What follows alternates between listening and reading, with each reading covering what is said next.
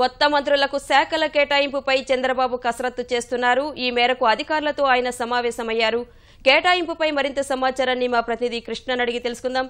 కృష్ణ, చెప్పండి, శాఖల కేటాయింపులపై సీఎం కసరత్తు ఎలా సాగుతోంది? ఎవరెవరికి ఏ శాఖలు కేటాయించే అవకాశం ఉంది? రాణి, ముఖ్యమంత్రి చంద్రబాబు నివాసంలో ఈ మేర శాఖల కేటాయింపుకు సంబంధించి అయితే తుది కసరత్తు జరుగుతుందని చెప్పాలి. ఆయన తన నివాసంలో ఈ ఉదయం ప్రభుత్వ ప్రధాన కార్యదర్శి దినేష్ కుమార్, అలాగే ప్రత్యేక ప్రధాన కార్యదర్శి సతీష్ చంద్ర, ఇతర ఉన్నతాధికారులతో ఆయన సమావేశమయ్యారు. తన కార్యాలయ కార్యదర్శులు అలాగే ఇతర ఉన్నతాధికారులతో పాటు పార్టీకి సంబంధించిన పలువురు ముఖ్య నేతలు కూడా ఈ సమావేశంలో పాల్గొన్నారు. సీఎం నివాసంలోనే ఈ కసరత్తు అనేది కొనసాగుతూ ఉంది.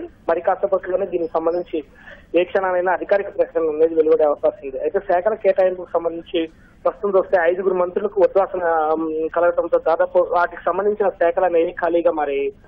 ఇందులో భాగంగా గ్రామీణాభివృద్ధి, అలాగే గృహ నిర్మాణం, పరిశుభ్రత, మహిళా శిశు సంక్షేమం, అలాగే గనులు, ఐటీ, సమాచార పౌర సంబంధాలు, ఎన్ఆర్ఐ వ్యవహారాలు, సాంస్కృతిక, తెలుగు భాష పరిరక్షణ, మైనార్టీ సంక్షేమం, సాంఘిక సంక్షేమం, గిరిజన సంక్షేమం, అలాగే ఐటీ, సైన్స్ అండ్ టెక్నాలజీ వంటి శాఖలు ఖాళీ ఏర్పడినట్లయింది 5 మంత్రులు ఉద్వాసన గురవడంతో.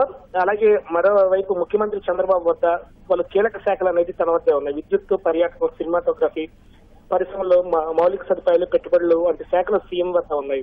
ఇప్పుడు తాజాగా 11 మంది కొత్త మంత్రులు మంత్రివర్గంలోకి రావడంతో వీరందరికీ శాఖలు సర్దుబాటు చేసే వీలు కల్పించినట్టయింది. అయితే ఈ 11 మందికి సీఎం వద్ద పెండింగ్ లో ఉన్న శాఖలు, అలాగే పాత మంత్రులని ఉద్వాసనకు గురైన మంత్రుల వద్ద ఉన్న శాఖలు కేటాయిస్తారా, లేదా మొత్తం ప్రస్తుతం ఉన్న మంత్రుల్లో కూడా కొన్ని శాఖలు సర్దుబాటు చేస్తారా అన్నది చర్చనీయాంశంగా మారింది.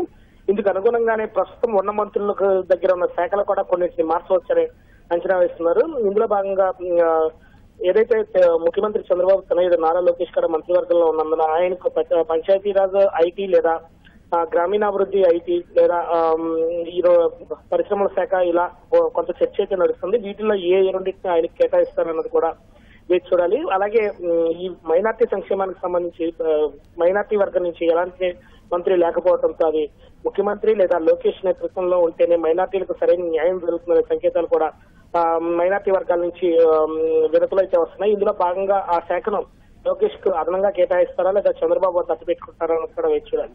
ఇక ఇతర విషయానికి వస్తే మాత్రం శాఖల పరంగా అటు ఆర్థిక మంత్రి యనమల రామకృష్ణుడు, అలాగే రాజధాని అభివృద్ధికి సంబంధించి మంత్రి నారాయణ, అలాగే జలవనరులకు సంబంధించి దేవినేని ఉప ముఖ్యమంత్రి గాను, అలాగే హోంశాఖ మంత్రిగాను ఉన్న చినరాజప్ప శాఖలో ఎలాంటి మార్పు ఉండకపోవచ్చు అనే అంచనాలు కూడా వ్యక్తమవుతున్నాయి.